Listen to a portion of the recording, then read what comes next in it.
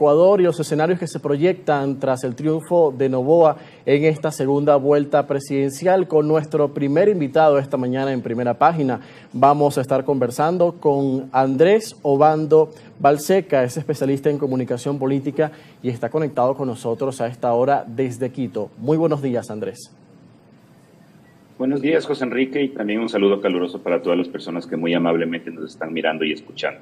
Muchísimas gracias por atendernos. Es importante continuar analizando este tema, lo que pasó el domingo con las elecciones presidenciales en Ecuador, un resultado que en lo inmediato no era predecible porque las encuestas daban un margen mucho más cerrado, algo muy parecido a lo que sucedió en la primera vuelta en febrero entre Noboa y Luisa González. Ahora Noboa pues recalcula su mayoría de votos y triunfa en estos comicios presidenciales, algo que quizás sorprendió a algunos. Yo apuntaría primero a preguntarle a usted qué fue lo que motivó a muchos ecuatorianos a movilizarse y a preferir la opción de Noboa y darle este voto de confianza para los 4 años. Muchas gracias por la pregunta, José Enrique. A ver, primero lo que tenemos que analizar es cómo estuvo la primera vuelta y cuáles fueron los resultados de la segunda vuelta o balotaje. En la primera vuelta fue un empate prácticamente técnico. 44% para un candidato y 44% para otro candidato. Eso quería decir que había al menos un 12% de los votos válidos que estaban disponibles para alguno de los dos candidatos. ¿Qué pasó aquí? En la segunda vuelta, según los datos que ya tenemos oficiales, Daniel Noboa habría aumentado a su base de votantes 11% y Luisa González habría aumentado una cuestión mínima de 0%. ¿Por qué? La campaña fue algo muy atípico aquí en el Ecuador. Fue una campaña muy personal, con golpes bajos, golpes hacia las familias de los dos candidatos. Eso ya daba pie o daba una demostración de la polarización que estamos viviendo aquí en el Ecuador. Y el punto definitorio tenía que ser algún mensaje que vaya por esa misma línea de la polarización y terminó siendo el mensaje de la dolarización o lo que hizo el encuadre del presidente y en su campaña, la desdolarización, que el mensaje principal para los indecisos era de miedo, de la revolución ciudadana va a desdolarizar al Ecuador. Ahora, este mensaje solo habría tenido sentido si es que de su contraparte había una concordancia. Esto en comunicación política lo sabemos muy bien. Una campaña puede dar un mensaje y si es que no hay una concordancia en la otra campaña o en la realidad en sí, no hay ese match para que el elector diga, ok, tiene razón.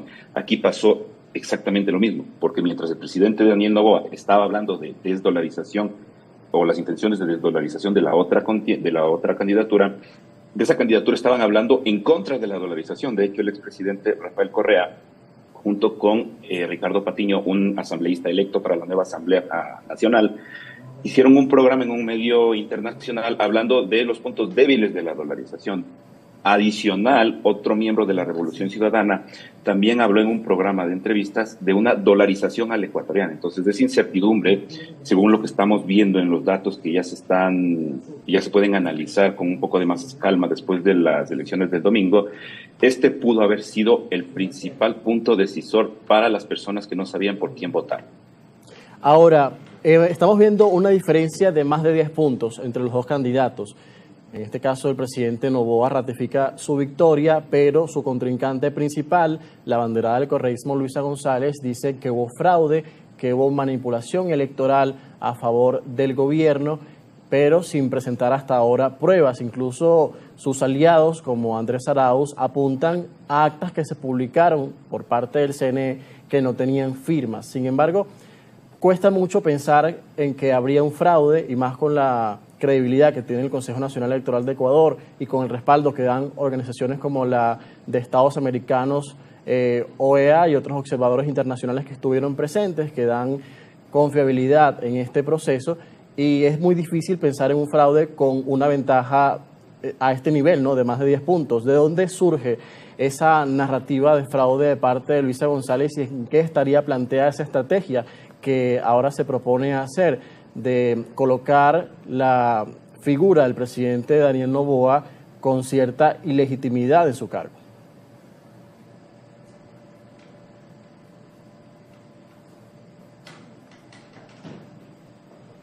No sé si me escucha nuestro invitado Andrés Obando a esta hora. Mil disculpas, un pequeño problema de conexión creo que ¿Puede tuvimos. escuchar mi pregunta? Mil disculpas. ¿Puede repetírmela, por favor? Sí, justamente le decía que cuesta mucho pensar en una posibilidad de fraude con un porcentaje tan amplio, ¿no?, de ventaja en el caso del presidente Noboa, que ganó con más de 10 puntos de diferencia sobre su principal contrincante, Luisa González. Ella y sus aliados han apuntado que se publicaron falsas, actas sin firma en este proceso electoral. Sin embargo, Organización de Estados Americanos y otros observadores internacionales han dicho que no hubo ninguna irregularidad en el conteo de votos ni en este proceso electoral, que además ha sido uno de los más observados en la historia reciente del Ecuador. ¿De dónde surge esa narrativa del fraude que promueve Luisa González y en qué estaría planteada su estrategia a partir de ahora? Por ahora es una respuesta únicamente política, es un discurso político, porque como usted mismo menciona, todavía no se han presentado pruebas, incluso todavía no se han presentado denuncias formales en los organismos electorales del Ecuador. Y adicional a eso, las observaciones internacionales han dado fe y han comprobado que fue un proceso transparente. Adicionalmente, la diferencia de votos es muy grande, es de 1.200.000 votos. Esto para la población del Ecuador, que somos de cerca de 17 millones de habitantes, es una gran diferencia. En el padrón electoral estaban inscritos 13 millones de ecuatorianos para votar.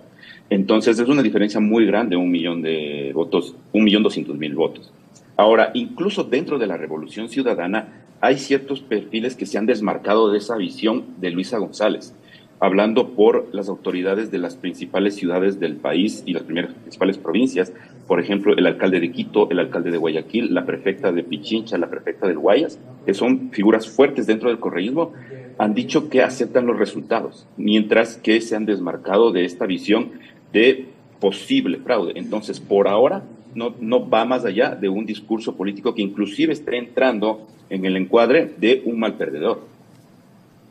Esto también apuntaría, ¿cree usted, a la gobernabilidad que tendría el presidente Noboa en estos 4 años? ¿Cómo quedaría su posición para avanzar en lo legislativo, en lo que tiene que ver en la Asamblea Nacional? Entendemos que Revolución Ciudadana sigue liderando la mayoría parlamentaria. Sí, hay una diferencia mínima de ventaja de la Revolución Ciudadana en cuanto a asambleístas, de los 151 asambleístas que ahora hay o va a haber en la nueva asamblea.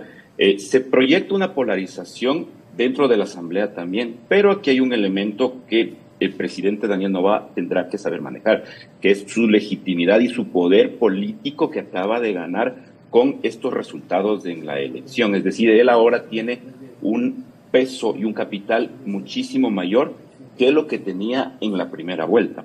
Y de aquí en adelante sus proyectos van a estar enmarcados en una, podríamos decirlo, propuesta extrema, que es una asamblea constituyente para cambiar la constitución del Ecuador. Entonces, inclusive en el escenario de que se logre concretar esa propuesta que ha hecho el presidente, ahí hay un escenario totalmente distinto para la asamblea, porque en el caso de darse una asamblea constituyente, tiene que volverse a votar la constitución y también se van a dar elecciones de nuevo generales para elegir otro presidente y para elegir una nueva asamblea. Esto sería en los próximos 2 años. Entonces, hay esa inestabilidad del lado de la Revolución Ciudadana con respecto a lo que pueda decidir el presidente de acuerdo a lo que quiera hacer de aquí en los próximos meses y mediano plazo, 1 año o 2. ¿Cuáles son los escenarios que se proyectan en el corto plazo? Entendemos que está este tiempo todavía el presidente terminando el periodo que dejó el expresidente Guillermo Lasso y que él asumiría oficialmente en el mes de mayo ya para el periodo que fue electo en estas elecciones del domingo. Pero tenemos un escenario complicado que tiene que ver con la lucha contra el crimen organizado, las bandas criminales, desde luego los carteles de la droga. ¿Cómo puede capitalizar más apoyo de parte de la comunidad internacional, de los Estados Unidos, en la lucha con esto que afecta a muchos ecuatorianos y que además sigue cobrando víctimas en el país? Precisamente. En términos políticos, el nuevo periodo del presidente Daniel Noboa empezaría en poco más de un mes. El 24 de mayo ya debe asumir el nuevo periodo, que sería el 2025-2029.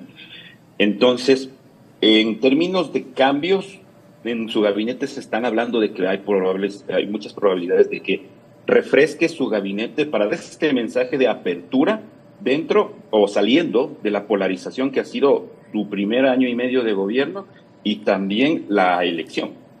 Y de ahí para adelante, obviamente, el presidente Daniel Noboa se ha estado alineando al eje de los países de derecha o del eje de Estados Unidos.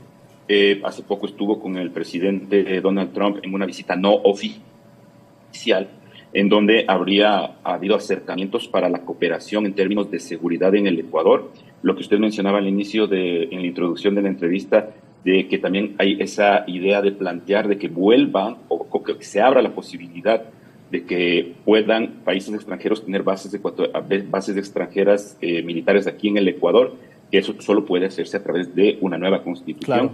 Entonces, el plan del presidente está alineado precisamente en el combate hacia el crimen organizado desde el apoyo internacional, inclusive no necesariamente solo con aliados políticos naturales como el presidente Donald Trump, sino también en cooperación internacional estructurada. Por ejemplo, en el Ecuador hay varias iniciativas que han dado buenos resultados y que siguen a largo plazo, como cooperación italiana, cooperación francesa, entre otras, que están también aportando para combatir a este problema transnacional que tenemos y específicamente es fuerte en Latinoamérica como el narcotráfico. Bien, muchísimas gracias, estimado Andrés, por ayudarnos a entender la nueva realidad política del Ecuador, los escenarios próximos y también los desafíos que tiene el presidente Daniel Noboa en estos 4 años que le esperan. Gracias. Gracias a usted y un buen día para todos. Igualmente para usted. Con nosotros, Andrés Obando Balseca, académico y especialista en comunicación política desde Quito.